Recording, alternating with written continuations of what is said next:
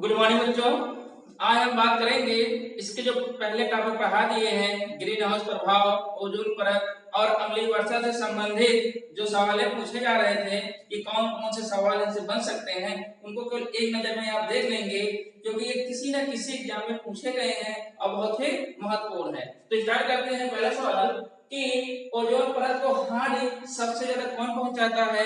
हम बताए थे कि ओजोन परत को सबसे ज्यादा हानि जो है CFC गैस पहुंचाती है, जिसका फुल फॉर्म है क्लोरोफ्लोरोकार्बन। हाँ, क्लोरोफ्लोरोकार्बन ही है वो गैस जो कि सबसे ज्यादा नुकसान पहुंचाती है। इसे गैस कहिए, रसायन कहिए, पूरा नाम है इसका क्लोरोफ्लोरोकार्बन, जो कि ओजोन परत को सबसे ज्यादा नुकसान पहुंचाती है। आगे O3 किस मंडल में पाया जाता है, तो जवाब आएगा संताप मंडल में पाया जाता है। इसको इंग्लिश में स्ट्रेटोस्फीयर कहा जाता है। अगला सवाल, ओजोन दिवस कब मनाया जाता है। 16 सितंबर को ओजोन दिवस मनाया जाता है, बहुत ही इंपॉर्टेंट है 16 सितंबर। आगे मुख्य ग्रीन हाउस गैस है, तो जवाब आएगा कार्बन डाइऑक्साइड मुख्य ग्रीन हाउस गैस है, जो कि जितने भी वायुमंडल में गैसें पाई जाती हैं उनका लगभग 50 से 60% ग्रीन हाउस प्रभाव एक कार्बन डाइऑक्साइड दर्शाता है। ओजोन का स्रोत क्या होता है, तो ओजोन का स्रोत होता है O3। ये भी पूछा जाता है कि ओजोन का स्रोत क्या होता है, जवाब आएगा O3। तो ये कार्बन डाइऑक्साइड हो गया जो कि एक मुख्य ग्रीन हाउस गैस है। आगे पृथ्वी का ताप किस कारण बढ़ रहा है, तो जवाब मिलेगा कि ग्लोबल वार्मिंग के कारण, जिसे हम लोग हिंदी में वैश्विक तापन कहते हैं, उसके कारण पृथ्वी का तापमान क्या हो रहा है, धीरे धीरे बढ़ रहा है। आगे भोपाल गैस त्रासदी कब हुई थी, तो भोपाल गैस त्रासदी हुआ था 2 और 3 दिसंबर के बीच में 1984 में हुआ था। 2-3 दिसंबर के बीच में 1984 में मध्य प्रदेश की राजधानी भोपाल में एक रसायन जो है दुर्घटना हुआ था, गैस का रिसाव हुआ था। आगे भोपाल गैस त्रासदी किस गैस के रिसाव से हुआ था, तो जवाब आएगा मिथाइल आइसोसाइनेट। इसका पूरा नाम आप जानते रहिए। मिस मतलब होता है मिथाइल, आइस मतलब हो गया आइसो, सिस मतलब हो गया साइनेट। मिथाइल आइसोसाइनेट था जो कि रिसाव हुआ था भोपाल गैस त्रासदी में, जिससे लगभग काफी लोगों की जानें चली गई थी। तो मिथाइल आइसोसाइनेट। आगे ध्वनि प्रदूषण किसमें मापा जाता है, ध्वनि प्रदूषण किसमें मापा जाता है, तो जवाब आएगा ध्वनि प्रदूषण जो होता है साइनेट। ध्वनि प्रदूषण जो होता है वो डेसिबल में मापा जाता है। ध्वनि प्रदूषण को डेसिबल में मापते हैं। ओजोन परत कितनी ऊंचाई पर पाया जाता है, तो जवाब आएगा 8 से 50 किलोमीटर के बीच में जो है ओजोन परत पाया जाता है, लेकिन इसकी जो ज्यादा कंसंट्रेशन सांद्रता होती है वो 30 से 50 किलोमीटर के बीच में होती है। इसको आप लोग ध्यान दिए रहिएगा, सवाल किस तरीके से पूछता है आप इसको ध्यान दीजिएगा।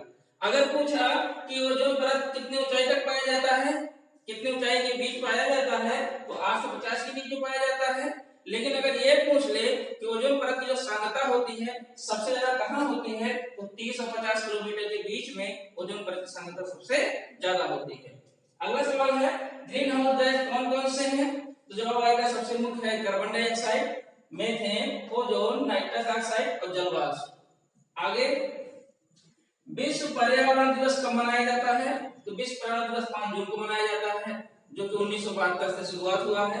आगे जल दिवस कब मनाया जाता है, पृथ्वी दिवस। ये दोनों ही बहुत ही इंपॉर्टेंट है। एक लाइन में पूछा जाता है सवाल कि जल दिवस कब मनाया जाता है और पृथ्वी दिवस कब मनाया जाता है। दोनों ध्यान दीजिएगा, 22 तारीख को मनाया जाता है। ये मार्च में रहेगा, ये अप्रैल में रहेगा, केवल एक महीने का अंतर होता है। ये 22 मार्च को, ये 22 अप्रैल को। आगे वन्य जीव सुरक्षा अधिनियम कब बना था, तो 1972 में वन्य जीव सुरक्षा अधिनियम बना था। ओजोन परत किस किरण को अवशोषित करता है, तो सूर्य में किरण होता है जिसे हम लोग पराबैंगनी किरण, अल्ट्रावायलेट किरण कहते हैं, उसी को ही ओजोन परत क्या करता है, अवशोषित कर लेता है। इसको ओजोन लेयर में बताएंगे। आगे मॉन्ट्रियल प्रोटोकॉल या मॉन्ट्रियल सम्मेलन किससे संबंधित है, तो जवाब आएगा ओजोन परत की सुरक्षा से संबंधित है। मॉन्ट्रियल प्रोटोकॉल कहिए या मॉन्ट्रियल सम्मेलन कहिए। आगे ओजोन कहां पर बना है, तो जवाब आएगा अंटार्कटिका में ओजोन होल बना है। जैसे ये पृथ्वी हो गए, ऊपर ये दक्षिणी ध्रुव हो गया, इसी दक्षिणी ध्रुव पर ही ओजोन होल जो है बना है और ये मानव जीवन के लिए बहुत ही खतरनाक है। तो जो ओजोन होल है वो अंटार्कटिका द्वीप पर बना है। आगे ताजमहल को किस गैस से खतरा है? तो जवाब आएगा सल्फर डाइऑक्साइड से ताजमहल को खतरा है, जिसका स्रोत होता है SO2। आगे अम्ल वर्षा का मुख्य कारण क्या है? कौन कौन से जो गैसें हैं, मुख्य गैसें जो कौन कौन सी हैं? तो जवाब आएगा सल्फर डाइऑक्साइड और नाइट्रोजन डाइऑक्साइड। वैसे अगर कारण की बात करें तो हम जान ही रहे हैं, इंडस्ट्रियल हो गया, उद्योग हो गए, चिमनी के कारखाने हो गए, इनसे जो गैसें निकलती हैं सल्फर डाइऑक्साइड और नाइट्रोजन डाइऑक्साइड इसके मुख्य कारण हैं। आगे अम्ल वर्षा किन किन अम्लों का मिश्रण है? तो सल्फर सल्फ्यूरिक अम्ल, H2SO4 और नाइट्रिक अम्ल, ये दोनों थ्री का जो मिक्सचर होता है उसे ही हम कहते हैं अम्ल वर्षा। जब इसका पीएच, वर्षा का पीएच 4 और 5 के बीच में आ जाता है तभी ये अम्ल वर्षा कहलाता है, और जो इसका पीएच कम करता है वो सल्फ्यूरिक अम्ल और नाइट्रिक अम्ल के कारण होता है, जिससे त्वचा जल जाती है, स्किन रोग हो जाते हैं, कैंसर तक भी हो सकता है। आगे स्टोन लेप्रोसी किससे संबंधित है? स्टोन भी होता है पत्थर, लेप्रोसी भी होता है क्षरण। तो पत्थर का जो क्षरण होता है, जो कैंसर होता है पत्थरों का, वो किसके कारण होता है? अम्ल वर्षा के कारण होता है। जैसे ताजमहल का हो रहा है और अन्य जो भवने बने हुए हैं, अम्ल वर्षा के कारण क्या होता है? इन पत्थरों का क्षरण होने लगता है। इसे ही कहा जाता है स्टोन लेप्रोसी या स्टोन कैंसर। आगे सीएनजी का पूरा नाम क्या है? कंप्रेस्ड नेचुरल गैस है सीएनजी का पूरा नाम। ये पूछा भी जाता है कि सीएनजी का पूरा नाम क्या है? कंप्रेस्ड नेचुरल गैस सीएनजी का पूरा नाम है। आगे वाहनों द्वारा निकला हुआ मुख्य प्रदूषक क्या है? तो वाहनों द्वारा दो खतरनाक जो है विषैले पदार्थ निकलते हैं। एक है लेड, जिसे हम लोग शीशा कहते हैं, इसका संकेत होता है Pb। आगे कार्बन मोनोऑक्साइड CO को कार्बन मोनोऑक्साइड बोला जाता है, एक विषैली गैस निकलता है। तथा जो मुख्य प्रदूषक होता है ये शीशा होता है, लेड। आगे ओजोन परत की मोटाई किसमें मापी जाती है? जो इसकी मोटाई होती है इसको हम लोग डाप्सन में नापते हैं, 1 डाप्सन, 2 डाप्सन, 3 डाप्सन। तो ओजोन परत की जो मोटाई है वो डाप्सन में मापी जाती है। आगे है प्रकृति में पाया जाने वाला गैस जो सर्वाधिक ग्रीन हाउस इफेक्ट दर्शाता है। प्रकृति में पाया जाने वाला एक ऐसा फैक्टर है, कारक है, अयोग है या गैस है जो कि सबसे ज्यादा ग्रीन हाउस प्रभाव दर्शाता है, वो है जलवाष्प। H2O प्रकृति में पाया जाने वाला सबसे ज्यादा जलवाष्प दर्शाता है। ये अभी क्वेश्चन पूछा जा रहा है इस समय वर्तमान में, कि बहुत इंपॉर्टेंट है, लोग को ध्यान रहता है कार्बन डाइऑक्साइड गैस है जो कि सबसे ज्यादा ग्रीन हाउस प्रभाव दर्शाता है, लेकिन उससे भी ज्यादा जलवाष्प होता है जो कि ग्रीन हाउस प्रभाव ग्लोबल वार्मिंग शो करता है।